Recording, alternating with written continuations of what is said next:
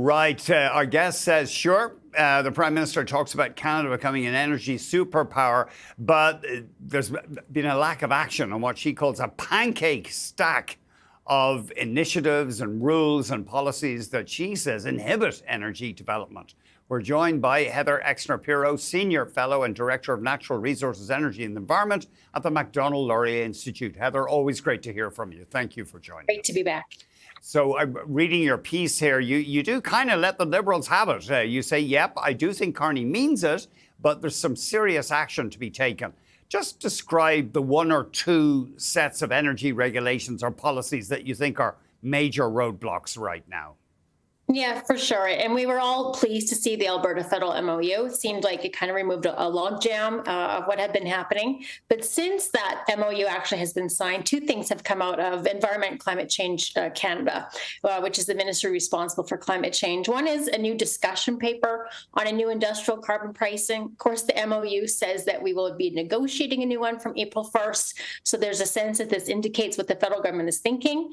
And it would be kind of a radical change from what we have today, and a dramatic increase up to about $130 in the actual carbon price, not just the head mark, but what people actually pay. So that's causing tremendous concern. And the other was the introduction of new methane regulations. ECCC has said that they estimate it costs about $30 a ton to meet it. CAP, the oil lobby industry, has said they estimate it'll cost producers $14.6 billion to comply. And the Canadian Gas Association says they estimate about $3,000 a ton. So quite a lot of divergence between ECCC is saying is possible and going to happen, and what producers say that they can maintain.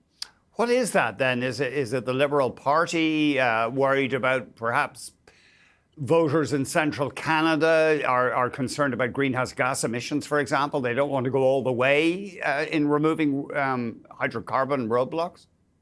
Yeah, I think it's part of that. Obviously, Carney seems to be acting more centrist or more to the right of a lot of his caucus and a lot of his cabinet, who still, hold climate policy very dear to their hearts. And obviously, within ECCC, it's a department that has attracted a kind of person that wants to see very aggressive, ambitious measures.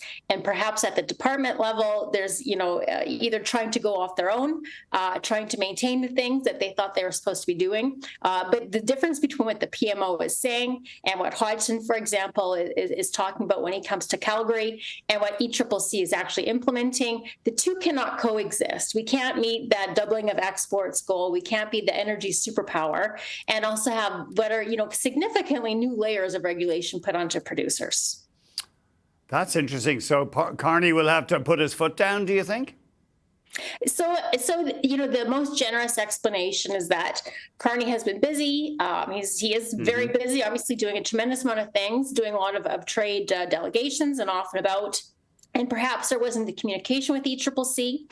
Perhaps it was a miscommunication with ECCC. Perhaps ECCC is just putting out potential ideas and they expect that it'll come out on the wash. But even in that generous application, I have to say, when ECCC puts out a discussion paper like this, and the methane regulations is regulations, by the way, but even a discussion paper makes everyone in Calgary have to jump, have to do the models, have to do the submissions, distracts them from what we should be doing, which is the core business of improving our business model and being more competitive, and focus on how is my business going to survive with these regulations or not? What can I invest until I have certainty on what those regulations will be? So there's a tremendous cost just to throwing out potential ideas for climate policies. And then there's the actual having to figure out what these methane regulations mean, just as we're trying to get FID on two major LNG terminals.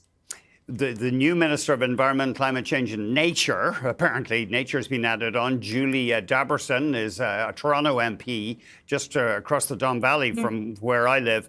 But she has been a strong advocate of the fight against climate change, according to her bio. Do you think she is going to be listening to what you're saying? Do you think she's going to be on board about that perhaps regulation has to be rolled back if we are going to become an energy superpower?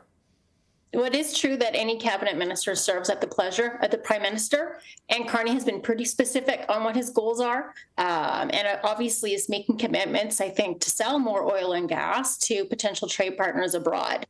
And so I think it's a matter of, industry again having to do the work to convince Ottawa that actually, they can't just spend an unlimited amount on emissions policy. That actually it has to fit into their business plan. They have to be attractive for investors. They have to have a good return on investment. And some of these things either just add so much risk or add so much costs that it's going to make them comparatively less competitive. And so getting ECCC to believe that, I think they think that, the oil and gas industry just has all these profits and pockets of money, and anything that is thrown onto them, they will be able to adjust to. But I don't think that's the sense for the C-suite in Calgary. We'll have to leave it there, Heather. Fascinating and provocative analysis there. Always great to hear from you. Heather Exner-Pirot of the Macdonald-Laurier Institute.